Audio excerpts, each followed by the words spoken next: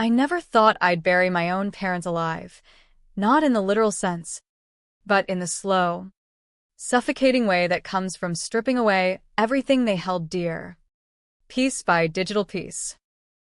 It started with a single email, the kind that masquerades as junk mail but hits like a gut punch. Your accounts have been compromised. Act now. By dawn, I'd uncovered the rot at the heart of my family, and by dusk, I was already plotting their downfall. What they didn't know, what no one saw coming, was that I'd been the one holding the family's skeletons in my closet, taking the fall for their sins since I was 16, and now it was time to let those bones rattle loud enough to shatter their world. The rain hammered the roof of our old craftsman house in suburban Chicago like it was trying to wash away the lies we'd all lived under for years. I was 28, fresh off a grueling shift at the ER, my scrub still smelling of antiseptic and regret, when I fired up my laptop to check my Roth IRA balance. That's when the alert popped up, red and insistent, screaming about unauthorized access. My heart didn't skip a beat, it stopped altogether. Not hackers from some Eastern European basement, but my own flesh and blood, mom and dad, the pillars of Midwestern respectability, siphoning funds from the nest egg I'd clawed together from night shifts and overtime, all while preaching fiscal responsibility over Sunday pot roast. I slammed the laptop shut, the sound echoing like a gunshot in the empty kitchen. Dad was probably nursing a scotch in his recliner. Mom scrolling through Pinterest for her next homemade Pinterest fail of a casserole. They'd raised me on bootstraps and Bible verses, drilled into me that family was everything, blood thicker than water. But water erodes stone over time, and blood, it stains. I remembered the night it all began, 12 years ago, when I was just a scared kid in braces and a volleyball uniform, walking in on Dad hunched over his desk, sweat beading on his forehead as he wired money to an offshore account. "It's nothing, Em," he'd said, voice steady as Lake Michigan. "Just helping a friend." That friend was Uncle Ray, Dad's brother, who'd gotten tangled in a Ponzi scheme that could have landed the whole family in federal prison. Dad covered it up, but not clean, left a trail of breadcrumbs that led straight to me when the feds came knocking. They pinned it on me. Me, the dutiful daughter, the straight-A student with dreams of med school. I took the plea deal at 16, juvenile court sealing the records, but the stain never washed out. Community service, probation, a scholarship yanked away. Mom cried rivers. Dad promised it'd all blow over, that I'd thank them one day for protecting the family name. Protecting their name. More like. I rebuilt from scratch, nursing school on loans, scraping by in a one-bedroom in Wrigleyville, sending them birthday checks I could barely afford because guilt is a hell of a drug. And now this, tracking software buried in my phone's OS, courtesy of Dad's helpful IT consultant gig at the firm. Every Venmo, every Uber, every late-night DoorDash after a 12-hour shift, they'd watched it all, mapping my finances like a goddamn war room. I didn't confront them that night. Rage like that needs a plan, not an outburst. Instead, I poured a glass of the cheap Merlot they kept in the fridge, $2 chuck from Aldi, and sat at the scarred oak table where we'd shared 1,000 meals laced with half-truths. My mind raced through the digital breadcrumbs, IP logs tying back to their home router, login attempts from Mom's ancient Dell at 2 a.m., the slow bleed of $50 here, $200 there from my high-yield savings. It wasn't greed. Not purely. Dad's firm was tanking, embezzlement whispers from the water cooler. Clients jumping ship after the 2008 crash echoes hit again in 22. Mom's MS meds were off the charts.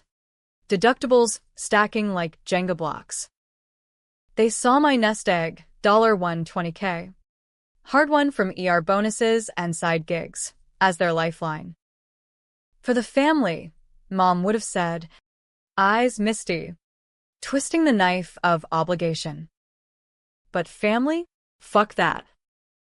I'd borne their secret for over a decade, lied to friends, dodged questions about my troubled teen years, all while they climbed the social ladder. Dad to partner. Mom to PDA president. The betrayal burned hotter than the time I cauterized a kid's laceration with a steady hand, whispering lies to keep him calm. I opened my laptop again, this time diving deep.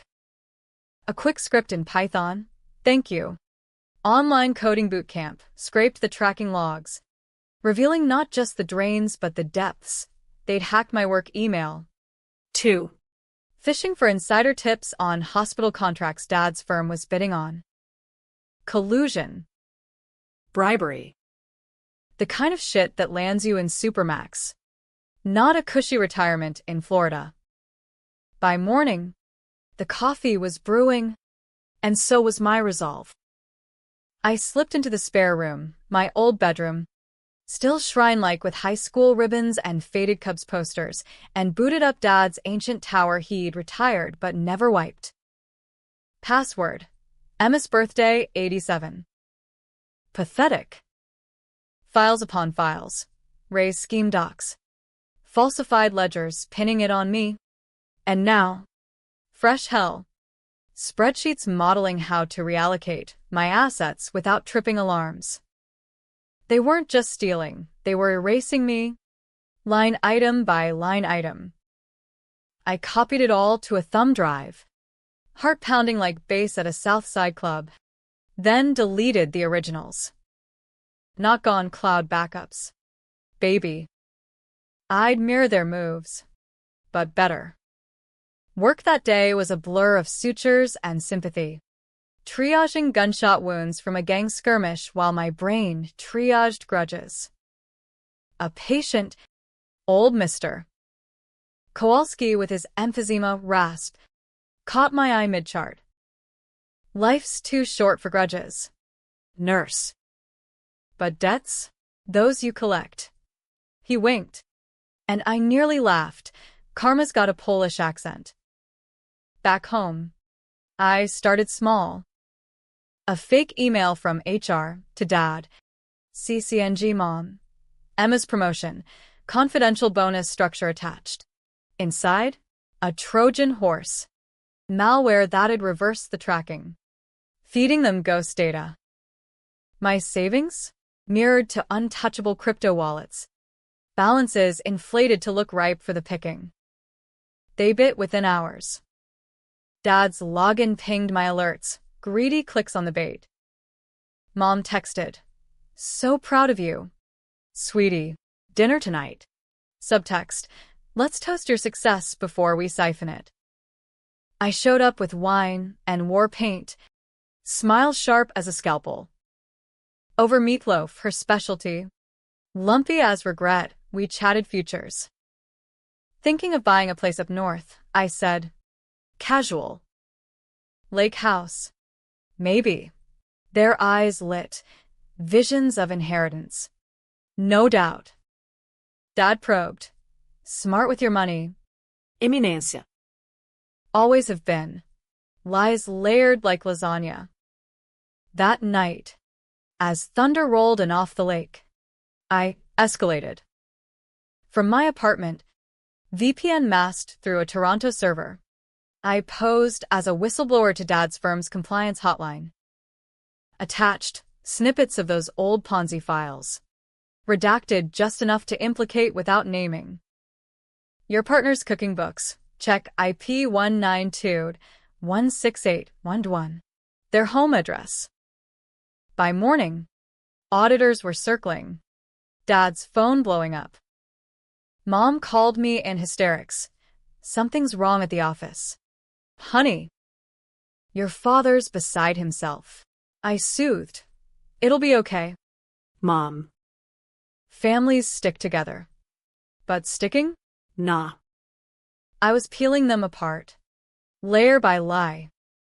The tracking software? I flipped it, now it spied on them. Every frantic search for asset protection trusts, every whispered call to shady accountants, beamed straight to my dashboard. Dad started liquidating stocks. Mom hawking jewelry on Facebook Marketplace. My crypto? Safe. Swelling with interest. Theirs? Hemorrhaging. I leaked more anonymous tips to the IRS about unreported offshore wires from Ray's era. Old wounds reopening, bleeding them dry. Weeks blurred into a tense tango. Dad grew gaunt. Scotch his new shadow. Mom's hands shook worse than her MS flares. Pills rationed to stretch dollars. They leaned harder on me. Loans, they called them. Eyes pleading over Zoom calls. Just till the audit clears. I wired $5,000. Traceable. Laced with flags for money laundering scans. Controversy brewed in my gut. Was I saving them from themselves? Or damning the people who'd given me life?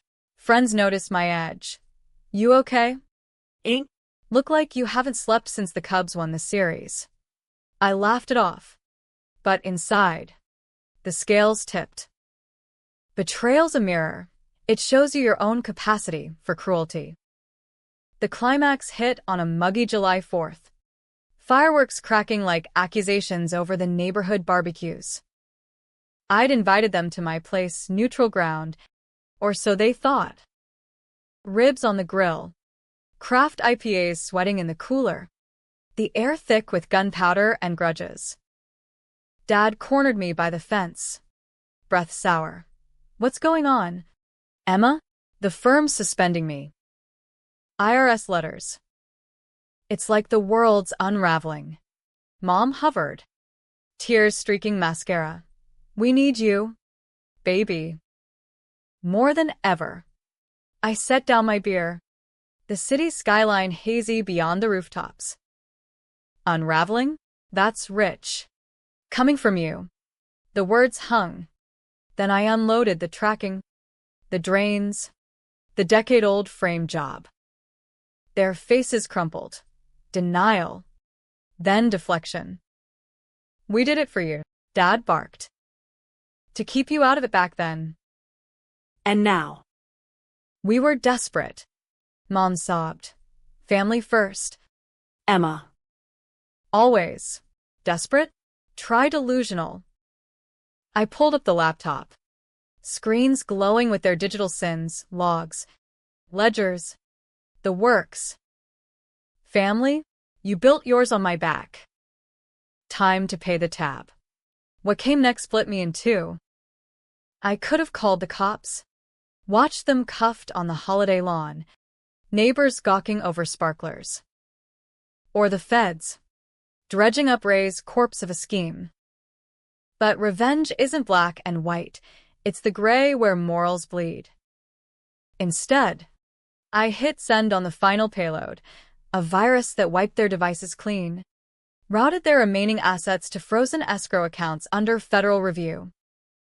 No jail, yet. Just exposure. Their emails forwarded to the entire firm directory. IRS. Even the local paper's tip line. Local exec in embezzlement probe, family ties to old scam. Headlines by morning. They begged, on their knees in my postage stamp yard. Fireworks blooming like false hopes. Don't do this. Immunasia. We're all we've got.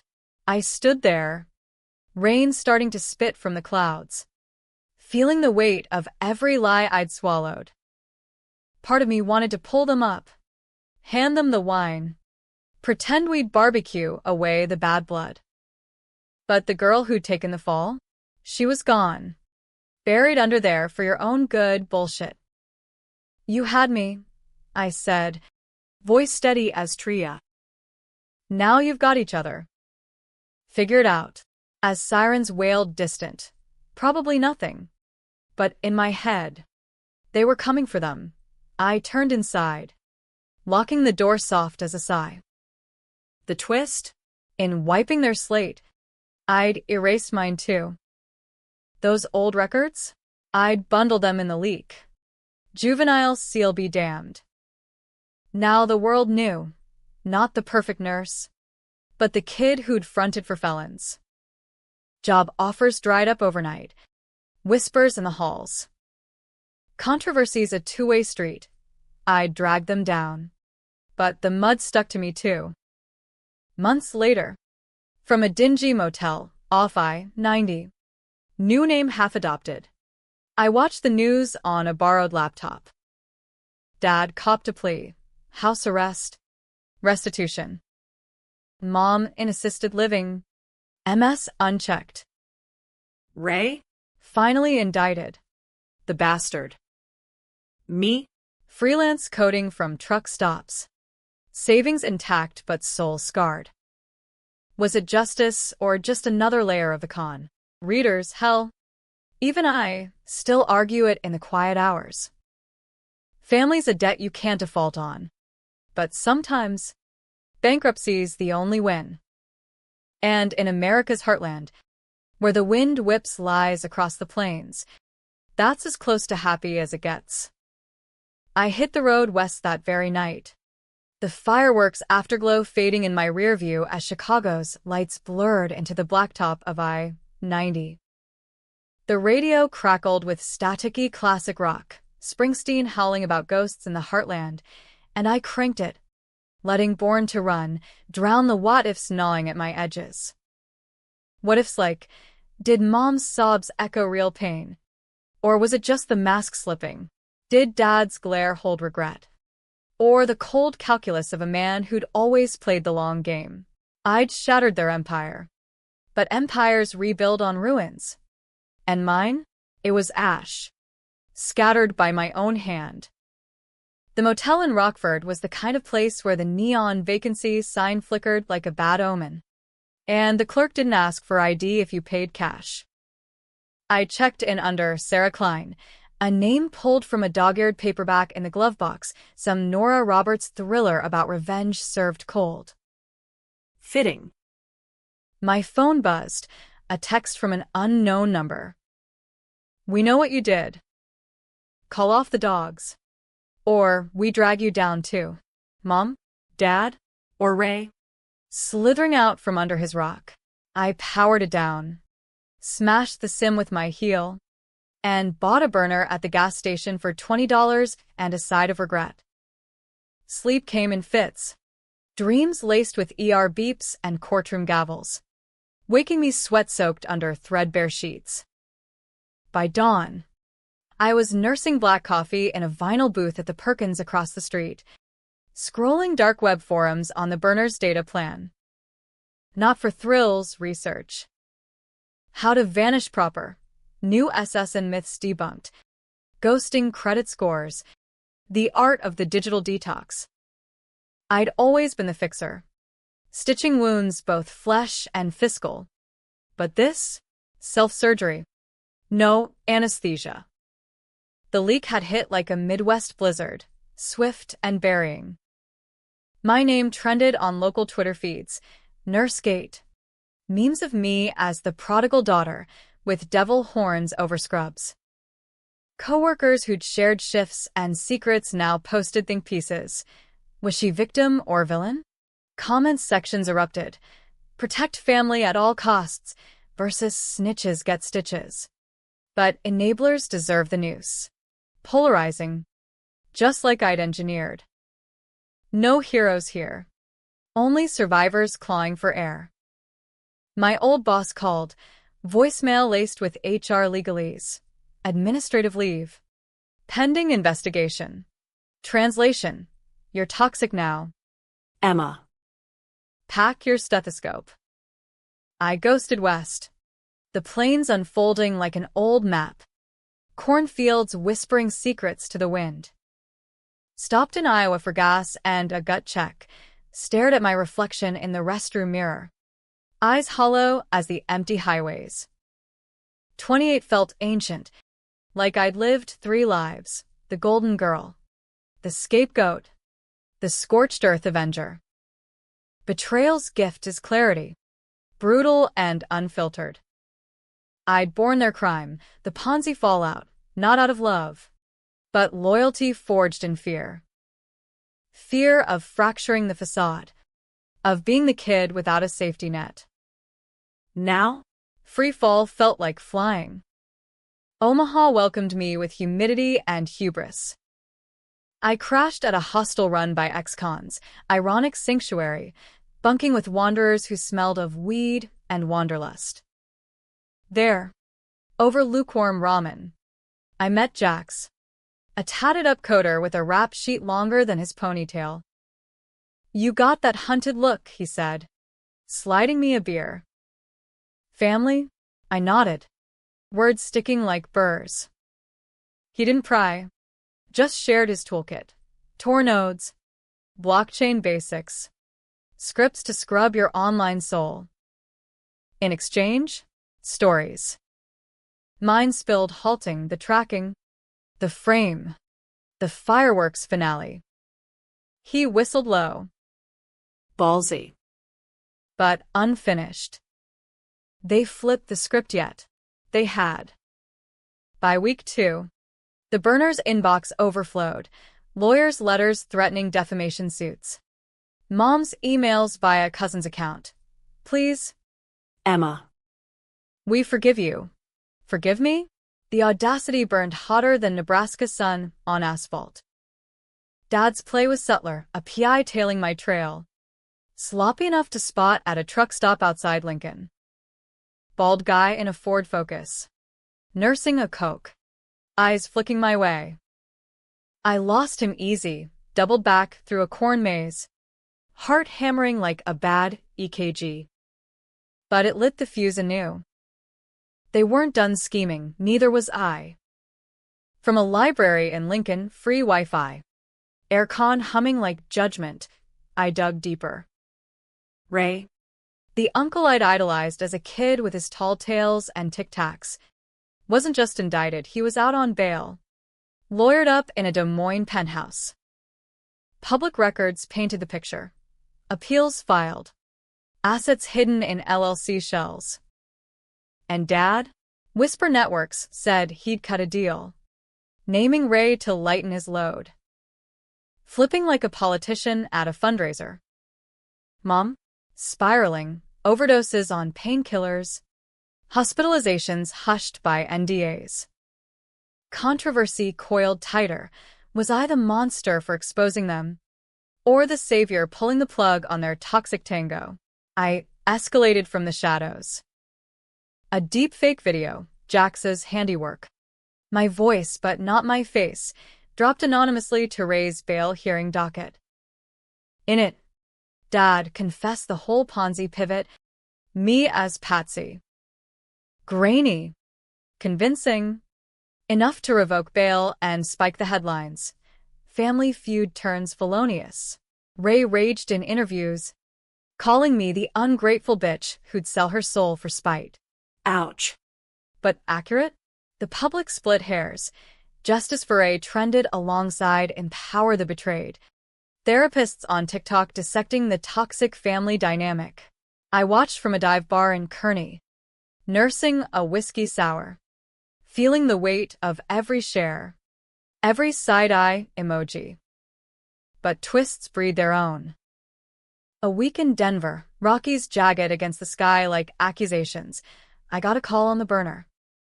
Unknown. Gravel voice. "Emma? It's Ray. We need to talk." How? Stalker-level tracking. Or blood calling to blood. He pitched alliance. "Your folks screwed us both. Join me. We bleed and dry for real. Monies." He dangled, offshore pots untouched. Schemer to schemer. Flipping the betrayal pyramid. Tempting. In the way sin is, quick fix for a fractured soul. I played coy. Met him in a nondescript coffee shop off Colfax. Hipsters oblivious to the underworld brewing over lattes. Ray looked older than sin. Jowls sagging like deflated balloons. but eyes sharp as switchblades. You're just like your old man, ruthless under the polish. We talked angles. Sue the parents for emotional distress. Countersue the firm. Divvy the spoils. But as he sketched it on a napkin, wire transfers. Shell core, doubt crept in. Another con? Me as the new mark? I nodded along. Then slipped a nano tracker under the table leg, Jax's gadget, pinging locations to my app. By nightfall, I had his network, crooked CPAs, bent judges, a web stickier than Nebraska humidity. The decision gnawed. Ally with the devil I knew. Or burn the whole inferno. Controversy peaked in my chest, right and wrong blurring like brake lights in rain. I chose fire. From a VPN in Vancouver, I forwarded Ray's cords to the feds. Fugitive flight risk. Coordinates attached. Raid at dawn. Headlines screaming, uncles undo. Ponzi prince pinched. Dad's deal? Torpedoed. Mom's hospital bills? Unpaid. Collectors circling. Me? Deeper underground. But damn if it didn't feel like breathing for the first time. Winter crept in early that year. Snow dusting the Badlands like powdered regret as I pushed toward Rapid City. The savings held, crypto compounding in cold storage, but the cost? Isolation's a slow poison. Dreams haunted by mom's pleas. Dad's glares. Jax texted, "You good?" No. But closer. The final hook, a letter. Forwarded through a P.O. box in Sioux Falls. Mom's script. Shaky. We're broken. Emma. But so are you. Come home. Home? The word tasted like ash. I didn't. Instead, I wired a final gift, $10K to her care fund. Anonymous. No strings. Not forgiveness, pragmatism. Debts paid, but ledgers balanced in gray. Ray rotted in county. Dad disbarred. Scraping by on consulting gigs that smelled of desperation. Me? Emma Klein now. Coding for cash in the Black Hills. Nursing ghosts instead of patients. The twist lingers. Did I avenge or just avenge myself? Readers debate it still, hero, villain, or the mirror America loves to hate. In the end, revenge isn't triumph, it's the scar that itches eternal. And in this land of wide skies and wider lies, that's the American way. The Black Hills rose like ancient sentinels, pine-scented air cutting through the motel staleness as I settled into semi-permanence, a cabin rental off the beaten path. The kind tourists mistake for rustic charm, but locals, no hides heartache. Winter gripped South Dakota hard that year. Blizzards burying roads and regrets alike, giving me time to thaw the frost in my veins. Coding gigs trickled in via freelance sites, anonymous VPNs veiling my trail, paying enough for canned soup and satellite internet. But not enough to silence the echoes. Mom's letter burned a hole in my duffel. Unread after the first line, but its weight pulled like gravity. Jax checked in sporadically. His texts a lifeline laced with warnings, fed sniffing Ponzi remnants. Lay low. I did. Holing up with black coffee and bad TV. Binging true crime docs that mirrored my mess too closely. One night, thunder snow raging outside, I cracked the letter fully. Mom's words spilled like spilled Merlot, apologies wrapped in accusations. You were always so strong. Emma. We leaned too hard. Leaned? Try crushed. But beneath the plea lurked a hook. Your father's dying. Liver. From the bottle. Come say goodbye. Dying. The word landed like a code blue. Sirens silent in my head. I drove east through the storm. Wipers slapping defiance. The burner silent save for weather alerts. Controversy churned, Go. And risk the trap, cops waiting. Or worse, reconciliation's sticky web. Stay. And live with the ghost of what-ifs. America's crossroads. Literally, Interstate 90, a vein pumping me back to the heart I'd excised. Omaha loomed. Then Lincoln. Each mile marker a milepost in memory. By Chicago's outskirts. Resolve frayed like old denim. Dad in hospice? The man who'd framed me. Now frail as tissue? Karma's not kind. It's indifferent. The hospital loomed. Same sterile halls I'd haunted as a nurse. Now patient-side. Badge-less intruder. Mom waited in the lobby. Thinner than winter wind. Eyes red-rimmed, but calculating. You came. No embrace. Just assessment. We rode the elevator in silence. The hum underscoring the unsaid. Dad's room smelled of wilted flowers and regret. Monitors beeping a dirge. He looked small. Jaundiced skin stretched over bones. Oxygen mask fogging with shallow breaths. His eyes. Though sharp. Scheming still. He rasped, hand twitching for mine. I held back. Arms crossed like armor. They talked then. A duet of deflection. The Ponzi as bad investments, the tracking as concern, my exposure as betrayal.